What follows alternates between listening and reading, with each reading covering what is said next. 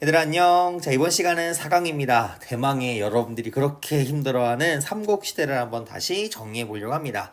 자, 오늘은 이 삼국시대와 관련된 전체적인 윤곽과 그리고 삼국 중에서도 백제라고 하는 국가의 성립과 어떠한 노력을 걸쳐서 중흥을 위해 노력을 했었는지 한번 우리가 정리해 보도록 할게요.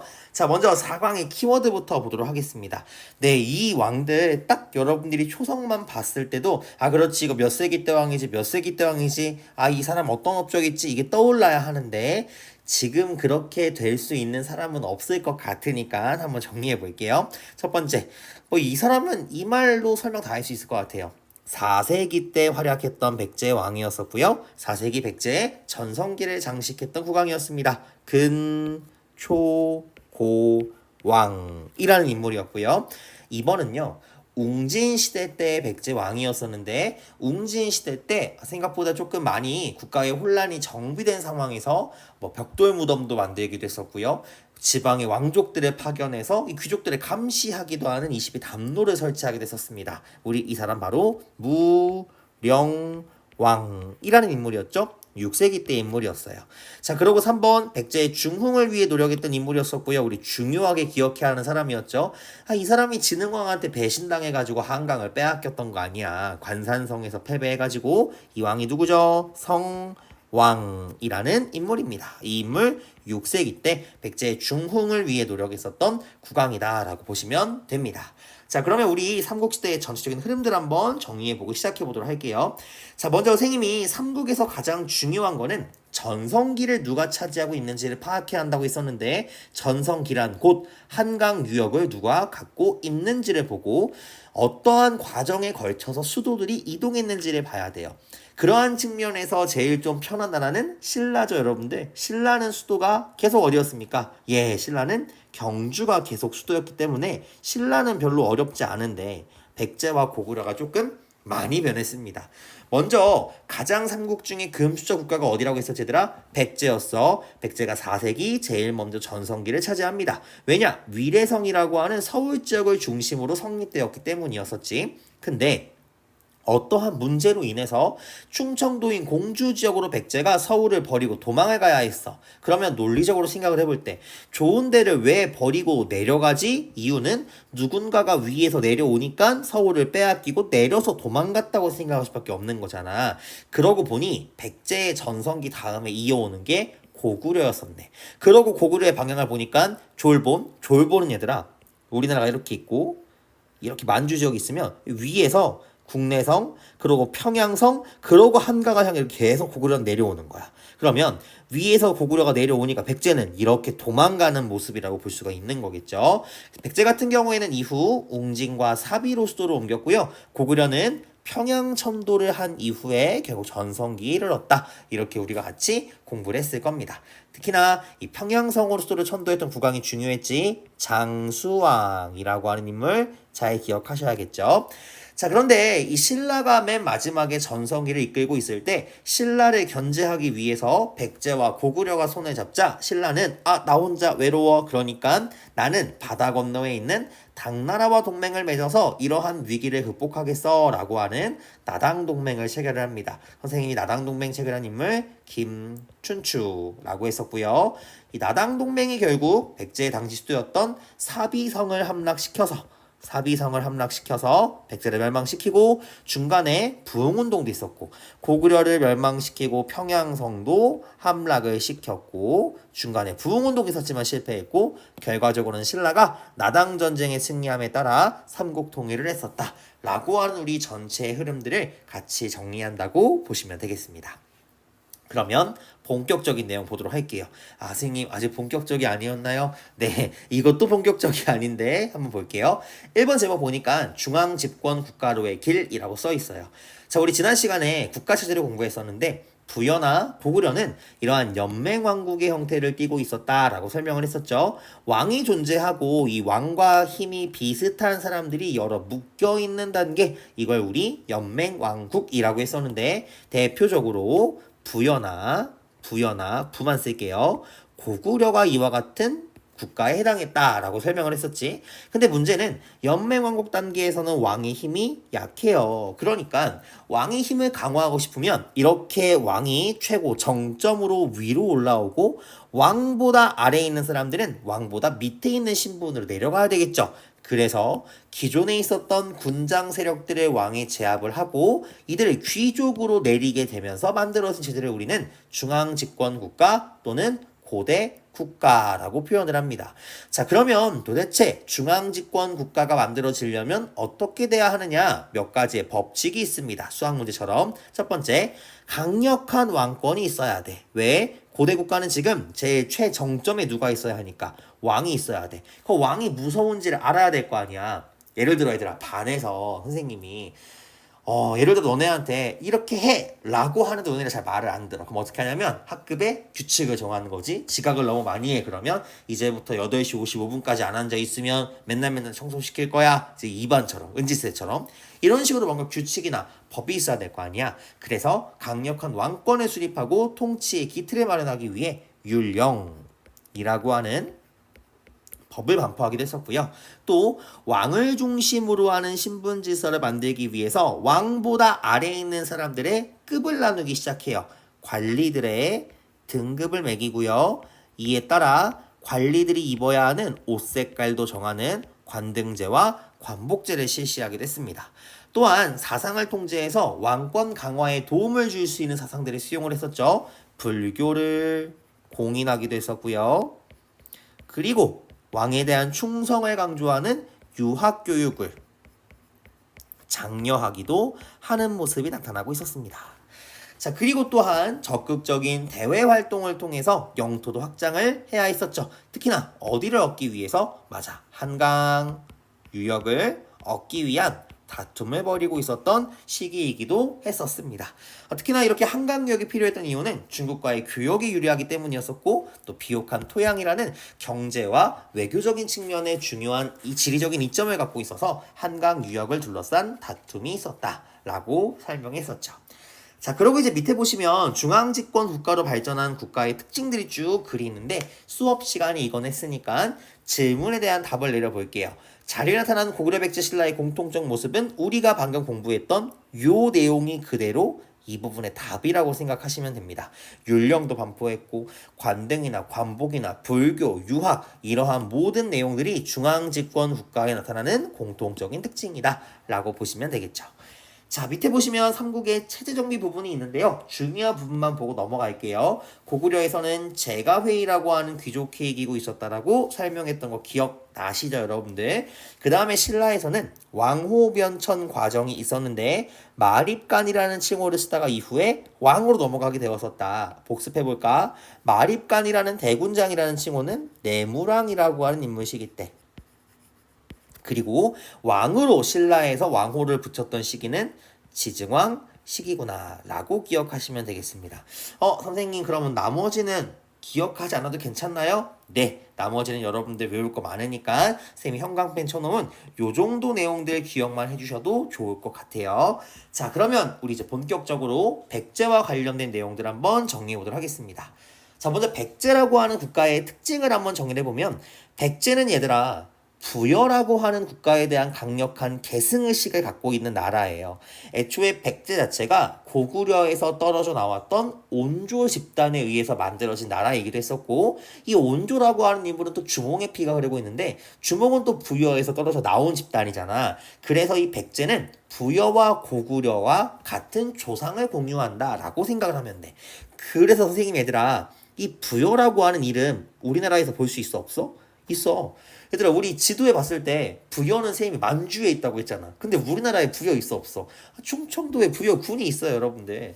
그리고 또 백제의 수도가 사비였지. 사비가 오늘날 뭐야? 부여야. 그러고 백제가 한때 이름을 남쪽에 부여라고 바꾸기도 했었고요. 부여라고 하는 성씨를 쓰기도 해. 백제의 왕족들 이름이 부여풍 막 이래요. 그러니까 아하 이 부여에 대한 엄청난 계승의식을 갖고 있는 나라가 바로 백제겠구나 이런 생각을 머릿속에 우선은 해주면 좋다라는 거죠.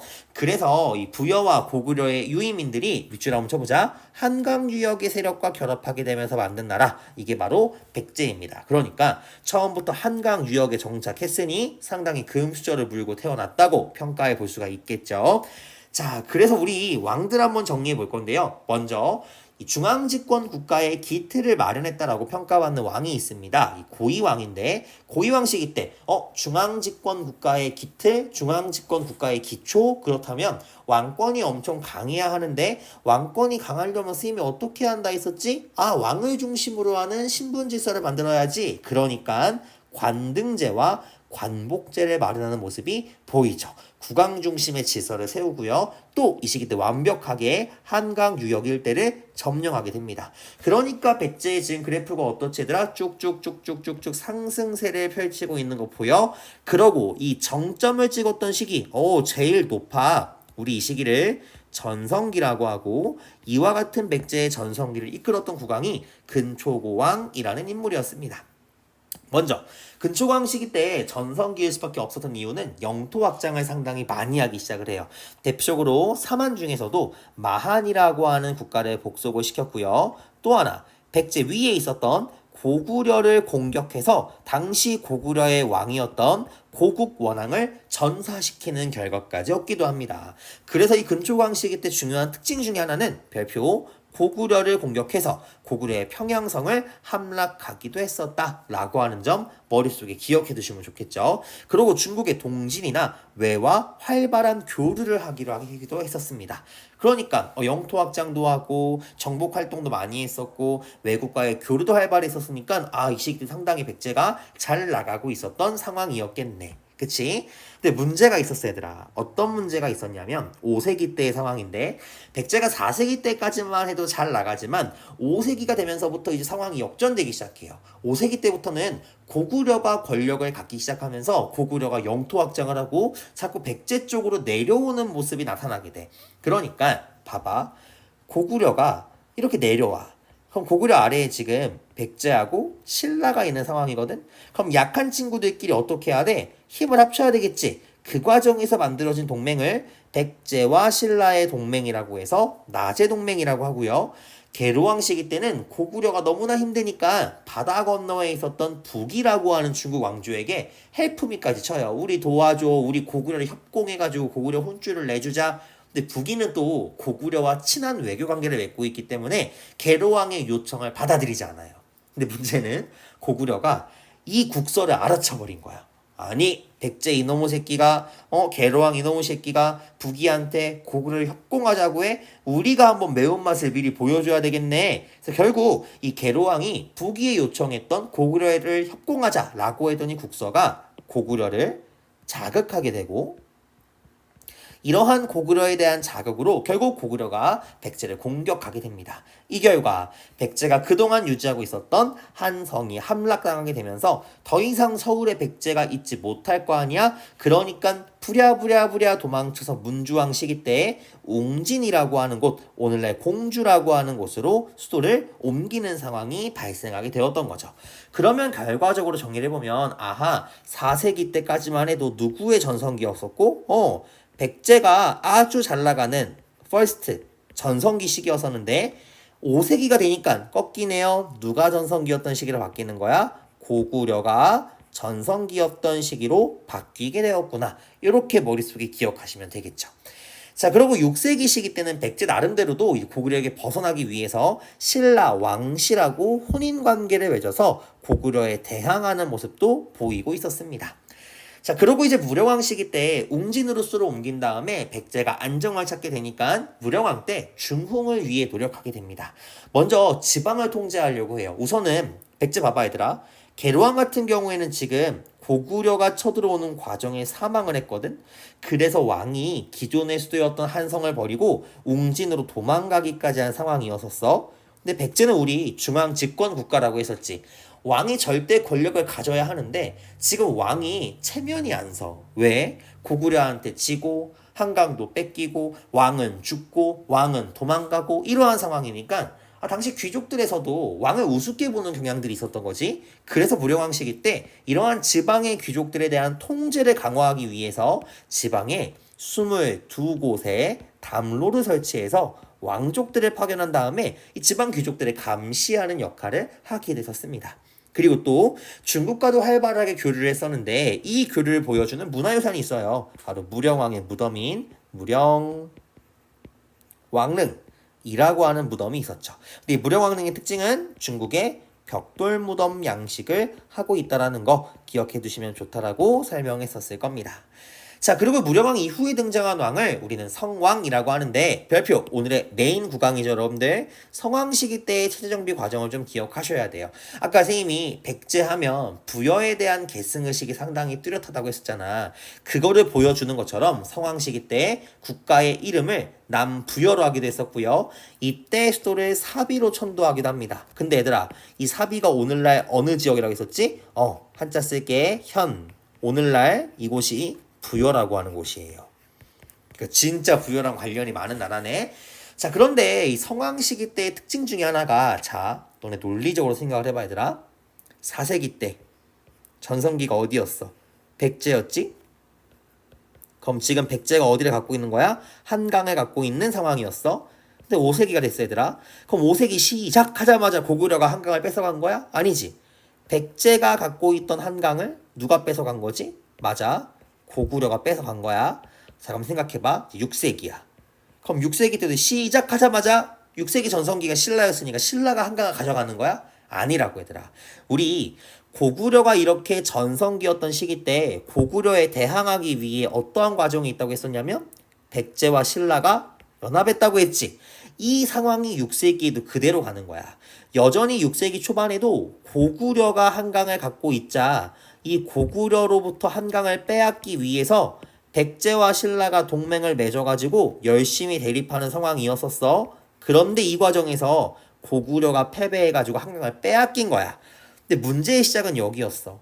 당시 신라는 한강 중에서도 한강 유역에 상류를 가져가고 반면에 백제 같은 경우에는 한강 유역 중에서도 아주 핵심 노른자 땅이라고 할 수 있는 하류 지역을 가져가거든. 그러니까 핵심은 하류 지역을 얻는 건데 이 핵심을 백제가 가져가 버리니까 신라 입장에서는 기분이 좋아 안 좋아? 안 좋아. 그러니까 이 외교 앞에서는 영원한 동맹은 없는 거야. 결국 이 신라가 백제와의 동맹을 깨버리고 한강의 하류를 빼앗아 온 일이 있다고 했었죠. 그게 지금 이걸 설명하는 거야.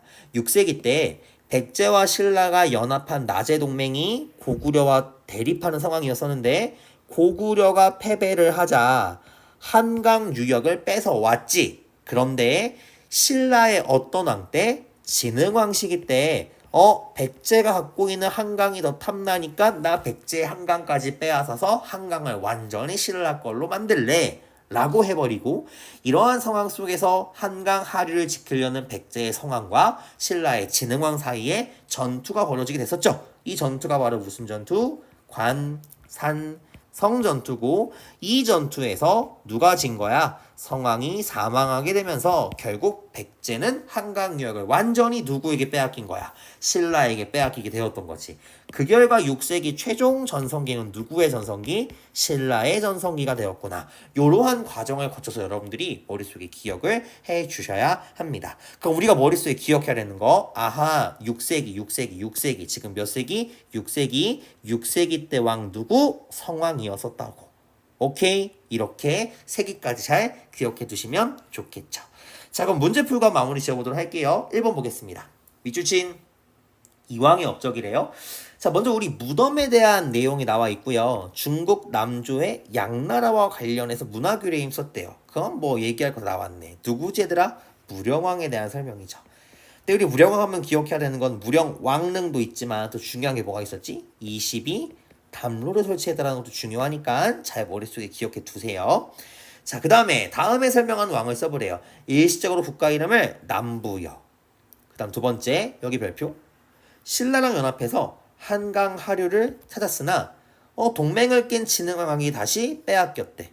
그리고 관산성에서 전사해서 패배했대. 그럼 얘들아 진흥왕 이야기가 나오는 거 보니까 몇 세기야? 6세기 때고 남부여로 바꾸고 수도도 사비로 바꿨고 아하 그럼 이거 누구지? 성왕식이구나. 이렇게 머릿속으로 기억하셔야 합니다. 자, 그 다음 마지막 문제 보겠습니다. 가의 배경으로 적절한 것은 풍납동 토성, 우리 풍납토성이라고 하는 거, 공산성이라고 하는 게 있는데 이거를 몰라도 풀 수가 있어 얘들아. 지금 가의 배경을 보니까 한성이었다가 웅진으로 수도를 천도했네. 웅진이 수도였던 적은 언제였지? 백제. 그럼 결국 백제가 서울을 버리고 웅진으로 수도를 옮긴 이유를 고르라는 거지. 뺏기고 싶겠니? 안 뺏기고 싶겠지. 근데 뺏길 수밖에 없으니 이런 거 아니야. 그럼 왜 이렇게 도망간 거야? 아, 위에서 이렇게 내려오니까 야 저리 가 이러니까 아이고 무서워하고 도망가는 거 아니야. 그럼 결국 가의 이동은 누구랑 관련이 있는 거야? 그렇지. 고구려가 내려오는 것과 관련이 있는 거예요. 그러면 1, 2, 3, 4, 5번 봅시다. 몇 번이 정답이에요?